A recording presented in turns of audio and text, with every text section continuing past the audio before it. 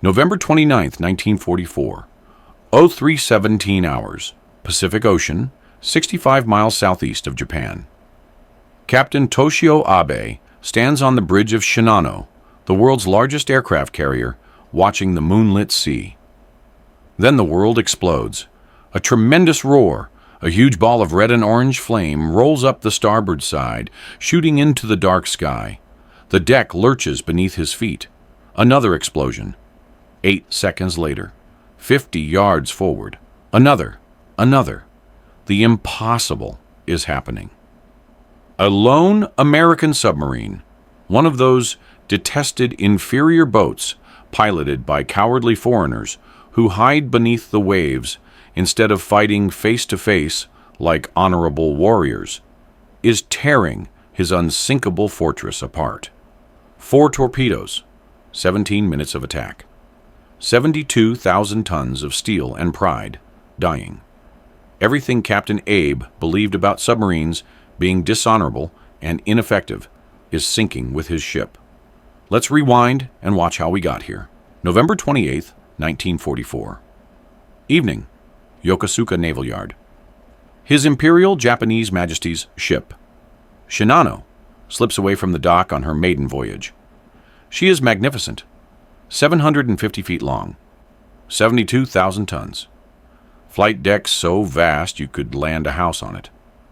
Armor so thick, 8 inches on the hull, 16 inches on the vital spaces, that her designers called her not absolutely impossible to sink, but very difficult to sink.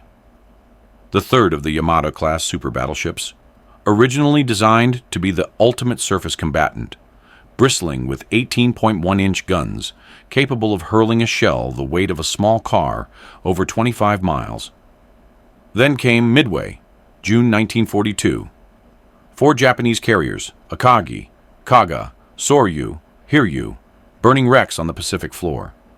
Japan's veteran aviators dead. Her naval air power gutted in a single day. Shinano was half built when the disaster struck. Orders came down immediately. Convert her to an aircraft carrier. The largest carrier ever built. A carrier that would restore Japanese naval supremacy. A floating fortress that would reverse the tide of war. Now 2.5 years later, she's finally ready. Captain Toshio Abe commands her. He is the embodiment of Bushido, the way of the warrior. Blunt, unsmiling, ever conscious of his duty to the death for the emperor and the empire. Lieutenant Commander Yasuma, the medical officer, will later describe him as having the flavor of an ancient samurai, a man of strong will. Abe knows ships can die. He's watched them die. He was there at Midway, commanding Destroyer Division 10. He watched the carrier Hiryu take 4 bomb hits, her deck erupting in flames. He watched Rear Admiral Taman Yamaguchi and Captain Kaku make their decision. They would stay with their ship. Ritual suicide? The old way? The honorable way? Admiral Yamaguchi handed his black cap to a junior officer as a memento. Captain Kaku gave away a length of sturdy cloth, the binding they would use to lash themselves to the bridge. Captain Abe went aboard in a last effort to persuade them to leave. They thanked him politely, refused. Then Abe returned to his destroyer, Kazagumo, circled, headed directly for Hiryu. He gave the order himself. Torpedoes launched, direct hits. The carrier that couldn't be saved had to be scuttled. 0510 hours, June 5th, 1942. Hiryu went down. Admiral Yamaguchi and Captain Kaku still lashed to the bridge, plunging 3 miles to the ocean floor. Abe never looked back.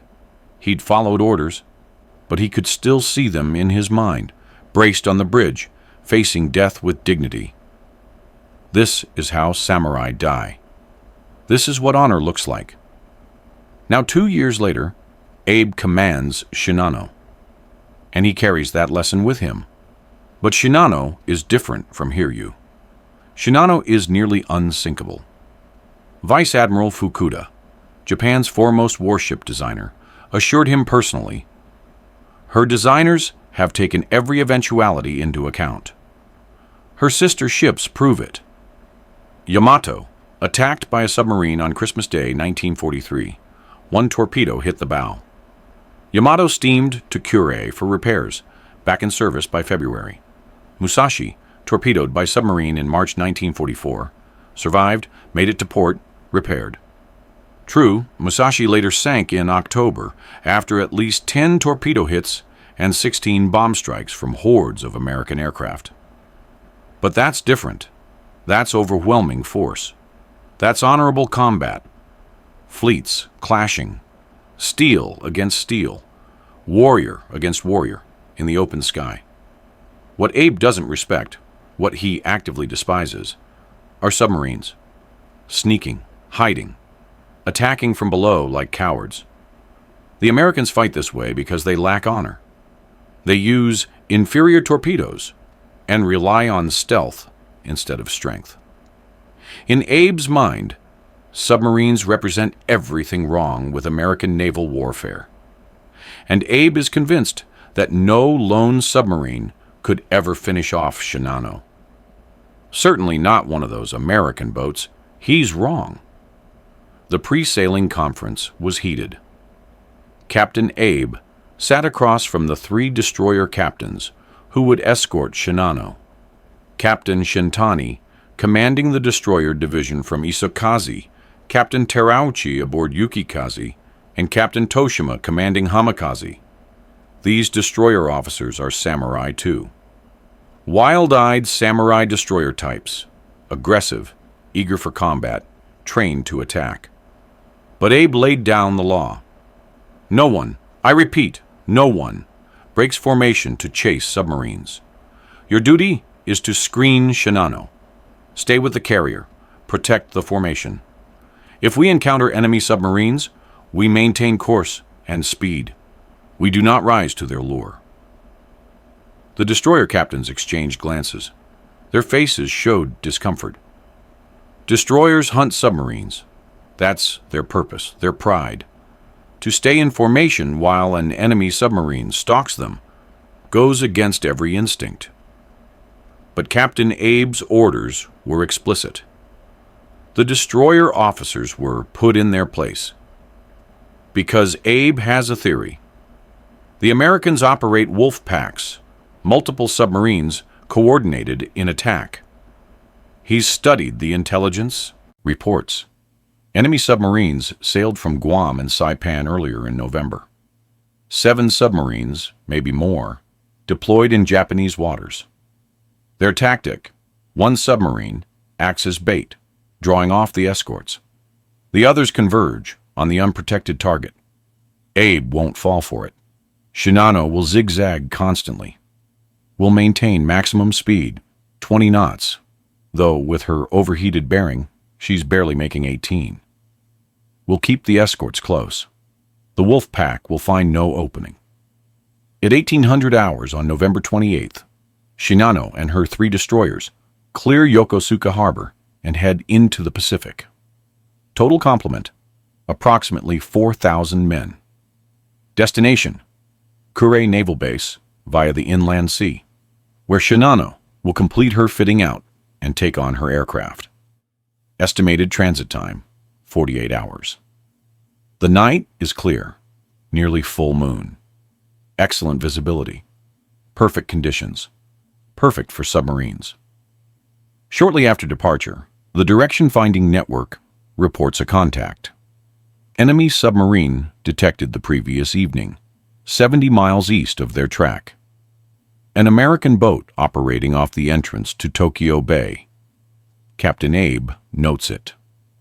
Orders another zigzag. Addresses the crew over the public address system. We have intercepted an electronic signal from an enemy submarine. All hands topside, keep sharp lookout. But he's not worried. 1 submarine can't hurt Shinano. Even if there's a wolf pack out there, they won't catch her. Navigator Nakamura stands beside him on the bridge, watching the moonlit sea. He feels a premonition, a column of cold mercury climbing his spine. Something terrible is about to happen. But he says nothing. Captain Abe has made his decision. They will outrun the Americans. They will reach Kure safely. This is the plan. 65 miles to the south, USS Archerfish is waiting. Commander Joseph Enright sits in his cabin aboard USS Archerfish, writing in his patrol log. 5th War Patrol. Lifeguard station off the coast of Japan, rescuing downed B-29 crews. Not the glory assignment, but it's something. A year ago, Enright thought his career was over. December 1943. Lieutenant Commander Enright commanded USS Dace on her first war patrol, his first command. The codebreakers picked up something big. Japanese carrier Shokaku, veteran of Pearl Harbor, heading south through the Philippine Sea. Ultra intelligence provided the route, timing, everything. Dace was positioned perfectly for intercept. But the Ultra message included specific instructions about where to wait. Enright followed those orders. Stayed 9 miles distant from the projected track. Shokaku passed safely by at exactly 9 miles, just out of range. Enright had an excellent submarine, a fine crew, perfect intelligence, a high-value target, and he let it escape because he followed orders instead of trusting his judgment. The Navy didn't question him. Admiral Lockwood's doctrine was clear. The skipper has better information. He's the man on the spot and can take more appropriate action than anyone at a desk hundreds of miles away. But Enright questioned himself. December 12, 1943, back at Midway, he did something almost unheard of. He requested a meeting with Captain J.B. Longstaff, senior submarine officer. I had an excellent submarine, fine officers, top-notch crew, and a patrol area with contacts, Enright said.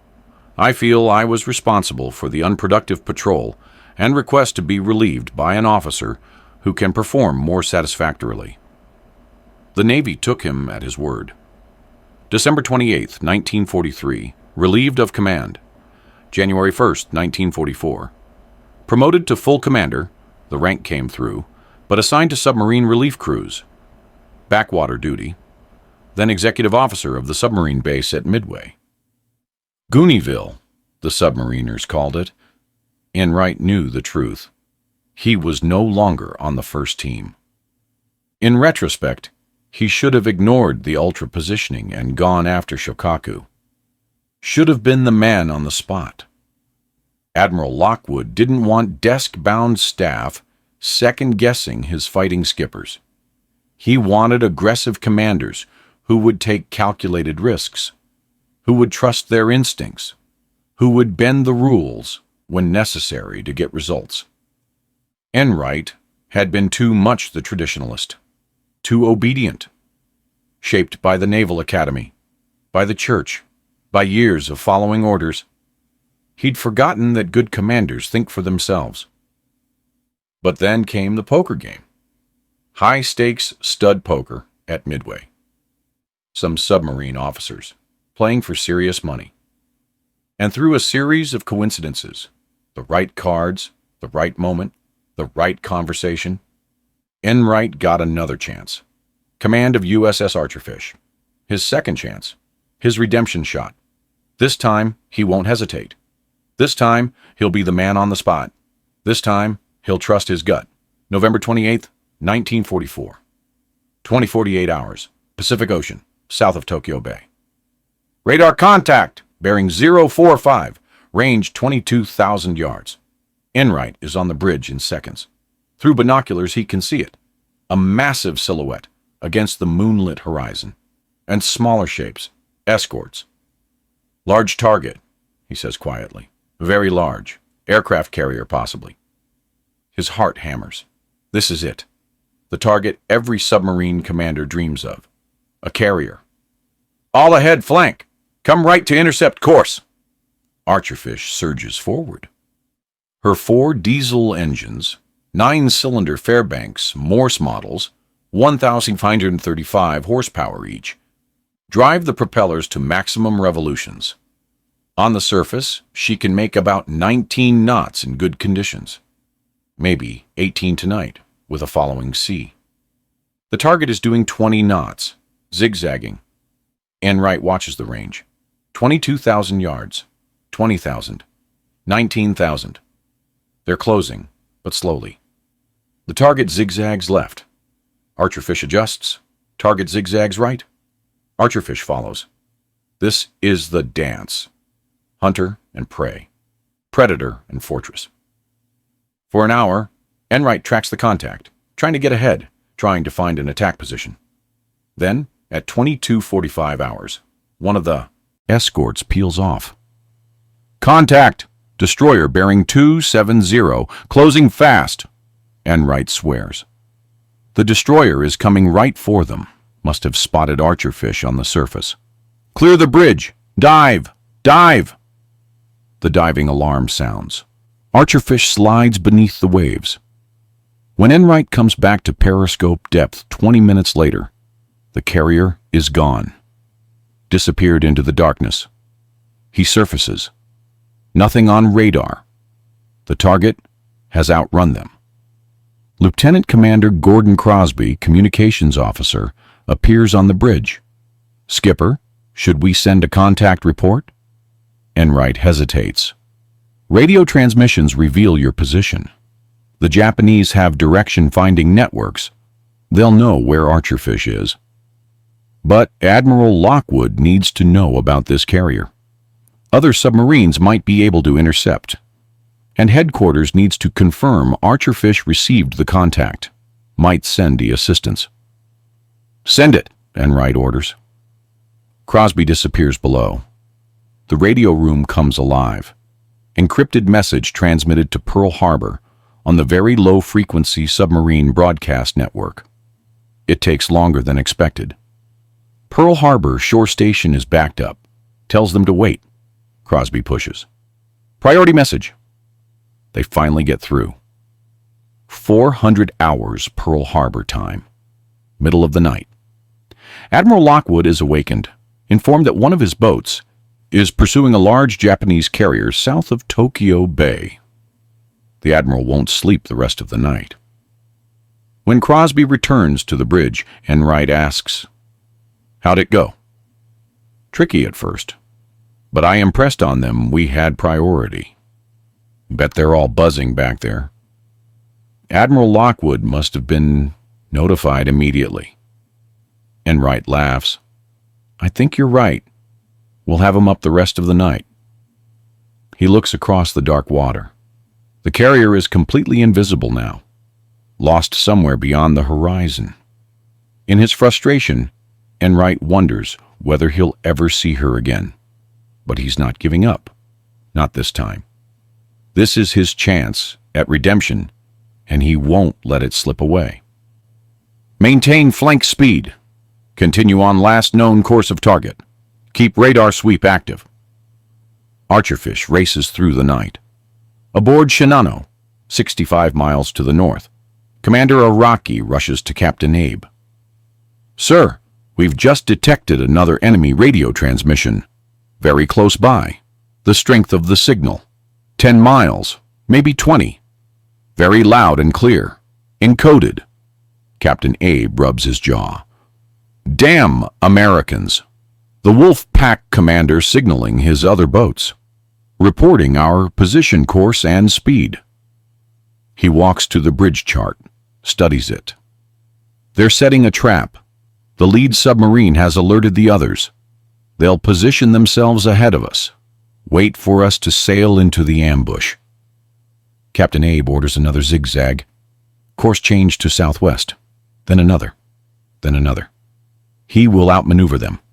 He will deny them their attack. Navigator Nakamura stands silently beside him. That feeling, the premonition, grows stronger. He wishes he had the courage to suggest they send the destroyers after the submarine aggressively. Attack instead of evade. But Captain Abe won't listen. The captain is obsessed with the wolf pack theory. Every action is based on that assumption. Navigator Nakamura no longer believes there's more than one hostile submarine nearby. His instincts rarely fail him, but he says nothing. Captain Abe has decided. They will zigzag their way to safety. The ancient samurai commanding the modern fortress, fighting the last war. For 6 hours, Enright chases a ghost. Archerfish maintains flank speed, radar sweeping continuously. Occasionally, the radar picks up a contact at extreme range, 25,000 yards, 30,000 yards. Always on the edge of detection, Enright closes. The contact zigzags away. He closes again. Another zigzag. The crew is exhausted. The fire control party has been at battle stations for hours. The radar operators strain at their scopes. The diesel engines roar at maximum output, consuming fuel at an alarming rate. But Enright won't quit. Commander Bob Bobjinski, the executive officer, stands at his elbow. Steady, reliable, experienced. Enright gave him the role of coordinator, authority to step in, correct mistakes, even override the captain if necessary during an attack. Every submarine attack is a team effort. The captain at the periscope, calling bearings and ranges. The exec monitoring everything, keeping the big picture. The fire control officer entering data into the torpedo data computer. The chief at the firing controls. The plainsman maintaining depth. The helmsman holding course. 10 men in the conning tower. Dozens more throughout the boat. All working as one organism, one weapon. If this attack works, it will be because they function perfectly as a team. If it fails, it will be because Enright made a mistake. Like he did aboard Dace, he won't make that mistake again. Midnight passes. Aero 100 hours. Aero 200 hours.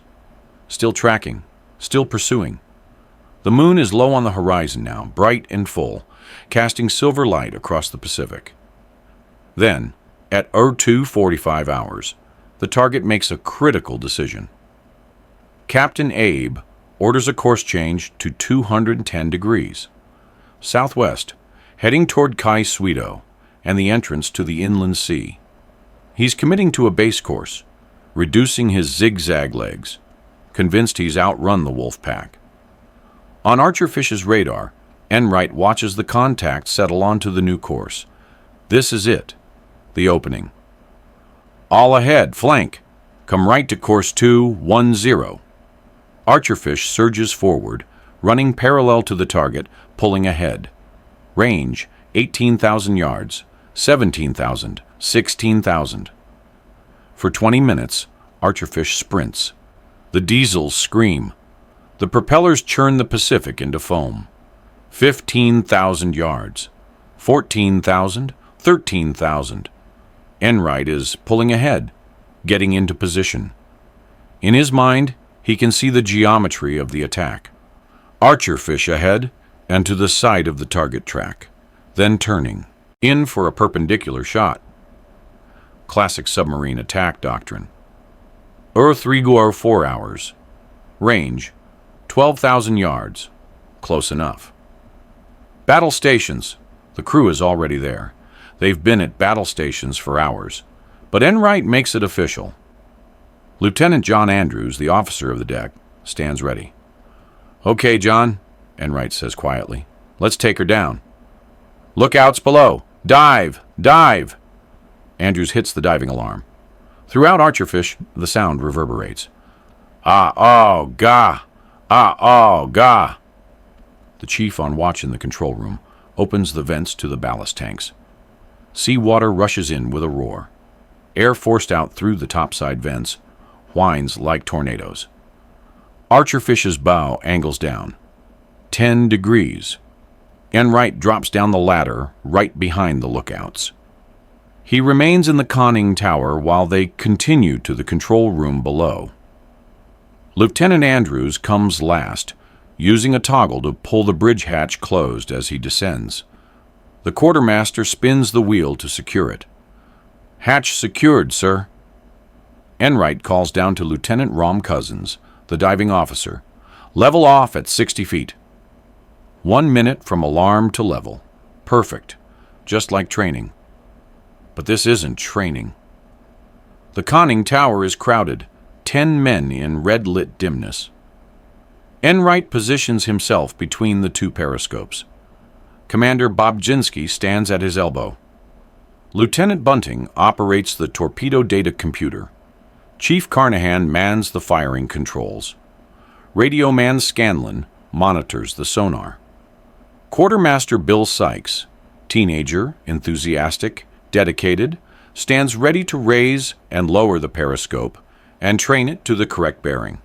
Talk is minimal, deliberate, professional. Range to carrier, 11,700 yards, Bobzinski reports. Course 210, speed 18 knots. Enright nods. Steer course 100. We'll close from the port side. The geometry is working. Archerfish is ahead of the target now, off to the side. In a few minutes, the carrier will steam past their position. Enright will turn perpendicular to her track, close to firing range, and launch torpedoes. Textbook attack. Except, nothing is ever textbook.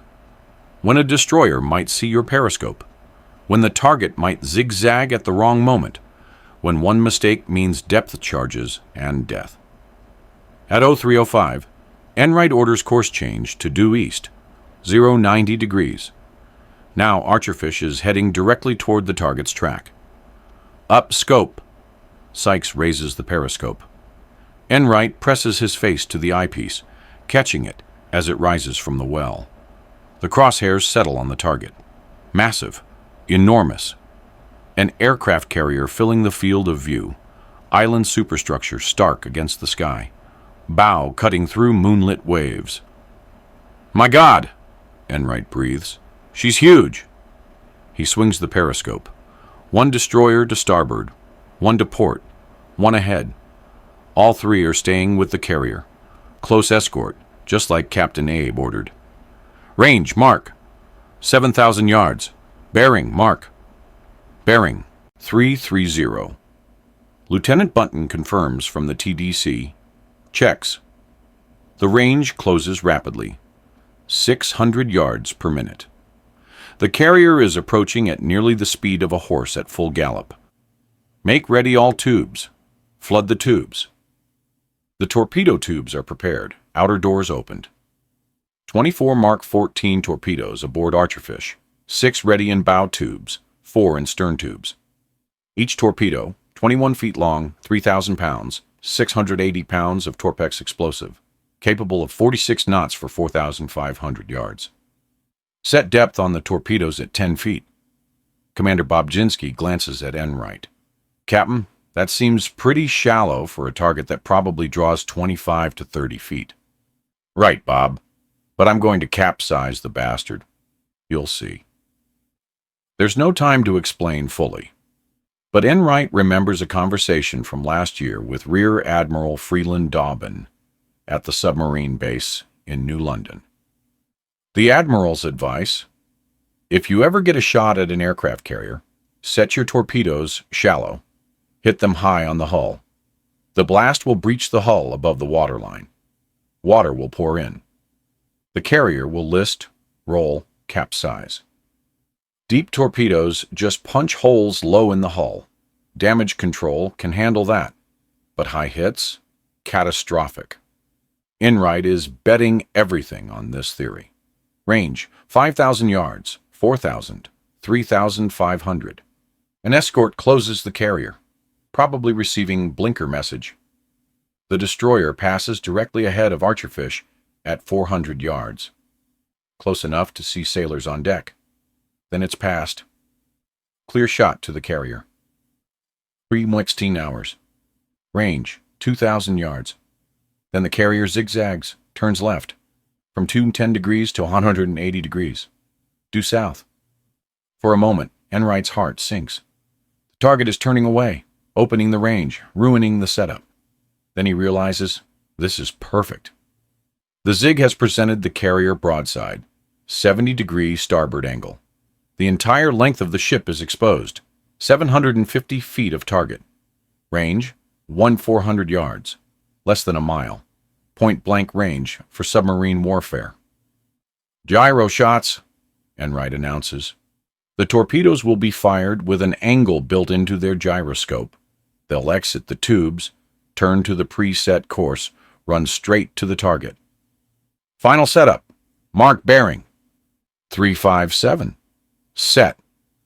The TDC generates the firing solution. The ready light flashes. Stand by. The conning tower is silent except for the hum of instruments, the quiet breathing of 10 men. Fire 1. Chief Carnahan pushes the firing button. Archerfish jerks.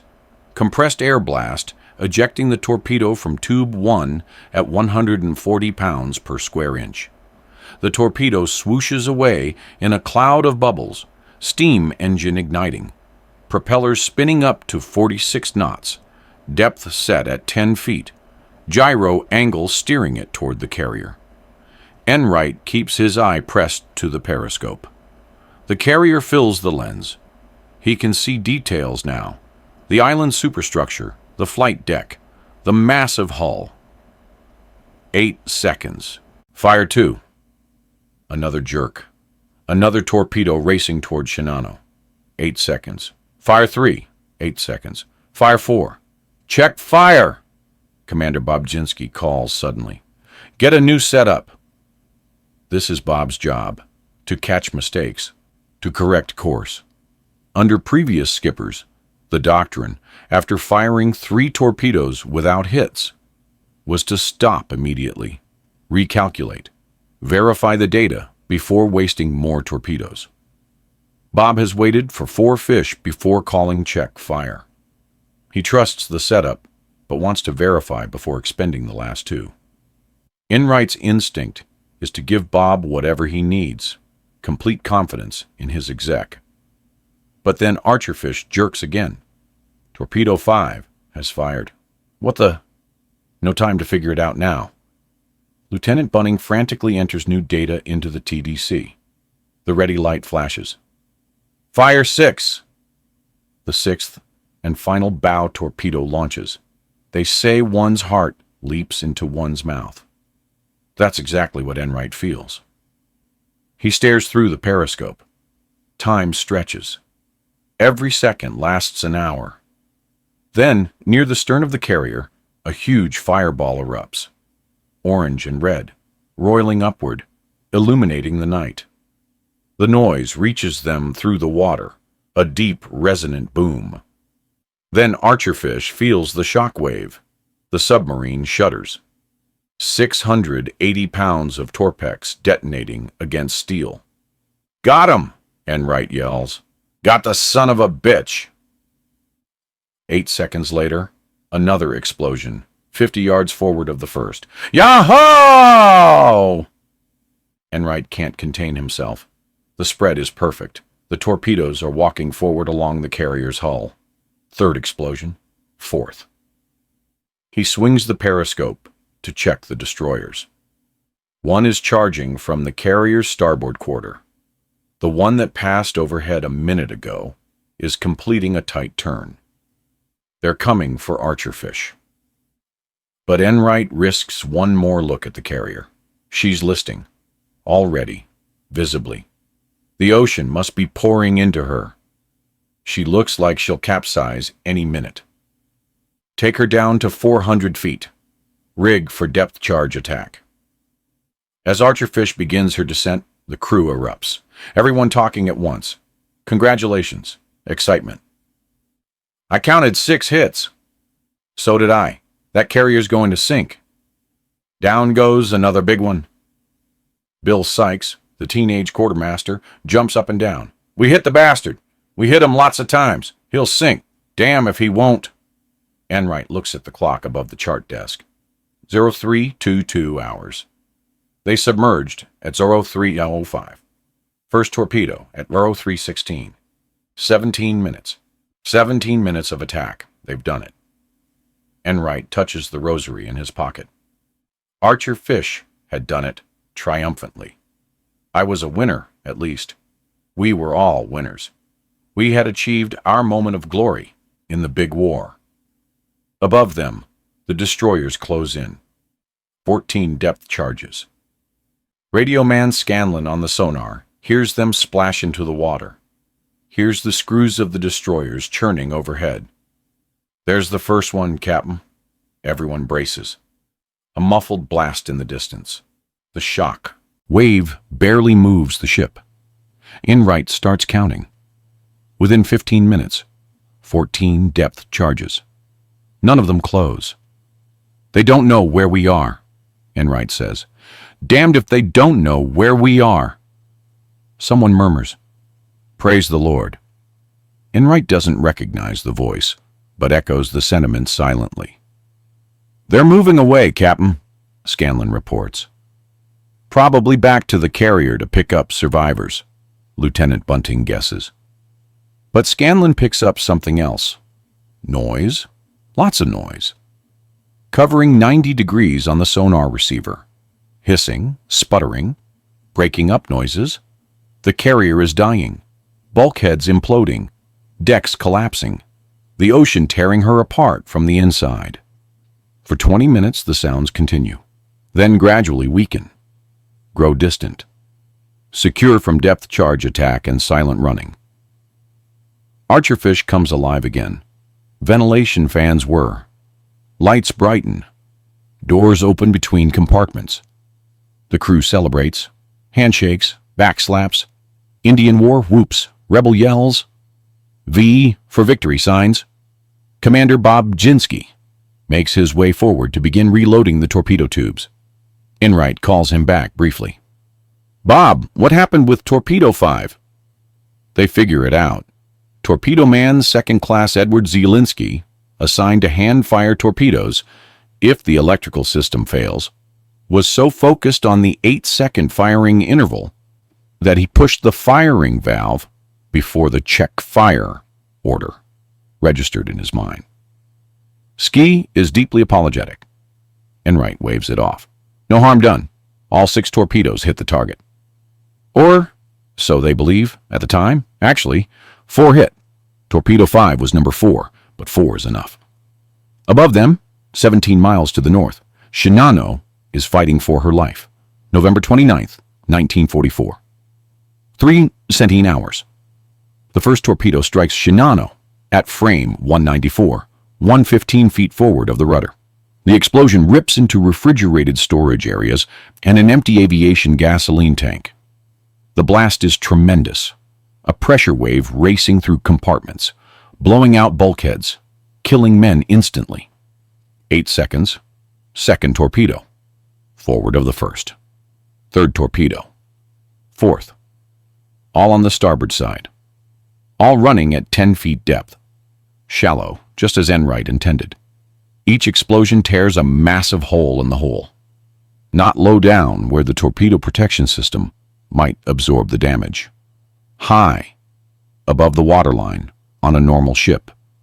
But Shinano's draft is so deep, 30 feet, that 10-foot torpedoes still hit her underwater body. Right at the joint between the 8-inch anti-projectile armor on the hull and the anti-torpedo armor on the underwater body. The weakest point. The designers never anticipated hits at this exact location. The ocean pours in. In the number 3 boiler room, the torpedo blast does something unexpected. Horizontal transverse H-beams, installed near the overhead to support the fore and aft bulkheads, are turned into battering rams by the force of the explosion. The H-beams punch massive holes into the attached bulkhead. The number 1 boiler room floods. 3,000 tons of water pour into Shinano's hull in the first 30 minutes. Captain Abe stands on the bridge, face impassive. Around him, officers react with shock, confusion, controlled panic. Damage control teams to starboard compartments. Seal all watertight doors. Counter-flooding on port side to correct list. But the damage is too extensive. The holes too large. The flooding too rapid. Shinano begins to list. 9 degrees. 10 degrees. The list looks worse because of the carrier's unique design feature. Her smokestacks are angled 26 degrees to starboard to keep smoke away from the flight deck during air operations. From Archerfish's periscope, at the moment of attack, the angled stacks combined with the actual list made Shinano look like she was capsizing immediately.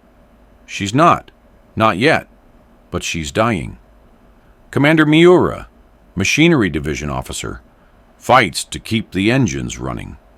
He's dealing with an overheated shaft bearing when the torpedoes hit. Now he's dealing with flooding, failing pumps, loss of power. Ensign Yasuda, the assistant navigator, stays at his post on the bridge, updating the chart with Shinano's position, even as the ship lists further. Medical Officer Yasuma prepares for casualties, hundreds of casualties. Captain Abe finally accepts the truth around dawn. Shinano will not make it to Kure. He orders abandon ship, but many men refuse to leave. They cling to the hull as the ship rises higher out of the water, bow pointing toward the sky. Ensign Shota, chief quartermaster, finds a wooden plank and kicks away from the dying ship with a small group of sailors. They propel themselves almost 200 yards away when they hear a tremendous hissing sound, an animal's dying breath. Shota looks back. Shinano's red hull stands almost straight up, bow pointing skyward. The massive bulbous nose, her anchor chain hawse pipes, looks like the gaping eyes of a wounded whale. All around him, sailors in the water stop swimming. They stare back at their ship, at hundreds of their comrades still clutching the rails and decks, resigned to their fate. In almost one voice, the men in the water call out, "Shinano! Banzai!" Commander Miura is swimming away when he hears the devil-like cry, the sea rushing into the carrier's smokestacks, empty volcanoes receiving the flood. They react angrily. The sound is shrill, unearthly. He turns, treading water, and watches the final moments. His eyes sweep along the capsized length. So many men still clinging to the hull, to the bilge keel, most of them doomed. Then, on the very tip of the bow, he spots Captain Abe and young Yasuda. Damn fools. Get off the ship before she takes you down. But Commander Miura knows better. He turns away and swims toward a destroyer. At the bow, Captain Abe and Ensign Yasuda cling to the railing. They're nearly vertical now, higher above the surface as the stern sinks lower. The hissing from the funnels is deafening. "Captain," Abe turns to the ensign, "it's time you were away. You've more than done your duty. You have my compliments, young sir. You have the log?" Yasuda pats the waterproof pouch containing Shinano's deck log. "Yosoro." "Yes, sir." "Then go. That's an order." Yasuda hesitates. Leaving the captain alone goes against everything he's been taught. Against honor. Against Bushido. But an order is an order. Yasuda salutes, lets go, and drops into the Pacific. Captain Abe remains alone at the bow. Ancient samurai to the end. He will not abandon his ship. He will not outlive his command. This is the honorable way. Admiral Yamaguchi and Captain Kaku taught him this at Midway. They died with Hiryu, lashed to the bridge. Captain Abe will die with Shinano. 10:55 hours, November 29th, 1944. 17 hours after the torpedoes struck. Shinano gives a final lurch. The bow rises higher. The stern slides beneath the waves. The hissing reaches a crescendo. Steam, air, the death cry of a 72,000-ton fortress. Then she plunges. The suction pulls men under. Debris rains down. The sea churns and boils. Captain Toshio Abe rides Shinano down into 4,000 meters of water, more than 2 miles deep. The pressure at that depth will crush steel, will collapse compartments, will turn the largest aircraft carrier ever built into a tomb of twisted metal on the ocean floor. Of the 2,015 personnel aboard, Wang 35 are missing. Dead, drowned, trapped inside the hull, or pulled down by the suction, or killed in the initial torpedo blasts. 1,080 survivors. The destroyers pull them from the water. Isokaze, Hamikaze, Yukikaze. The Emperor's portrait is secured aboard Hamikaze, saved from the sinking ship, the most important artifact. All secret documents sank with Shinano in a locked safe. Captain Shintani, destroyer division commander, transmits to Imperial Japanese Navy headquarters. Out of 2,515 personnel aboard Shinano, missing 1,435, survivors 1,080. The largest warship ever sunk by a submarine in history, 72,000 tons, sunk by a 2,415-ton submarine. 30 times smaller, 4 torpedoes in 17 minutes. November 30th, 1944, Thanksgiving Day. Aboard USS Archerfish, the cooks prepare a feast. Turkey with all the trimmings. Dressing, yams, creamed onions, peas, cranberry sauce, the works. Commander Enright carves the turkey in the wardroom, serves his officers. They're back on lifeguard station, patrolling area number 5 at periscope depth. Through the scope, Enright can see Mount Fuji clearly. Snow-capped peak crisp against the blue sky. Beautiful. 2 days later, December 1st, Archerfish spots a trawler and sub-chaser in the area where Shinano went down. Probably looking for survivors, Enright notes in his log, which is our intent. But there are no more survivors to find. Archerfish completes her patrol and returns to Guam on December 15, 1944. The reception is extraordinary. Submarine Force Pacific is buzzing. Admiral Lockwood himself is there to greet them. Enright files his patrol report. He estimates the carrier at 28,000 tons, a conservative guess based on what he could see through the periscope. The intelligence analysts review the data, cross-reference with Japanese radio intercepts, reconnaissance photos, code-breaking intelligence. Their conclusion stuns everyone. Not 28,000 tons, 72,000 tons. Shinano, the secret supership, converted Yamato-class battleship, the largest aircraft carrier ever built, sunk on her maiden voyage. Enright is awarded the Navy Cross. Archerfish receives the Presidential Unit Citation. The man who asked to be fired has achieved the greatest submarine victory of the war. Redemption complete. Years later, the U.S. Naval Technical Mission to Japan investigates the loss. Their 1946 report is damning. The torpedo protection system was inadequate. The joint between the 8-inch anti-projectile armor on the hull and the anti-torpedo armor on the underwater body was of poor design. Archerfish's 4 torpedoes, set to run at 10 feet depth, exploded with deadly consequences along this joint. The horizontal transverse H-beams in the boiler rooms became battering rams that punched massive holes into bulkheads. Of all naval catastrophes from the Japanese point of view, the loss of Shinano was most depressing. The third and last of the superwarships, she was sunk on the second day of her maiden cruise by only 4 submarine torpedoes. The shock which went through the Japanese Naval Ministry is better imagined than described. 4 torpedoes. The inferior American torpedoes that Captain Abe dismissed.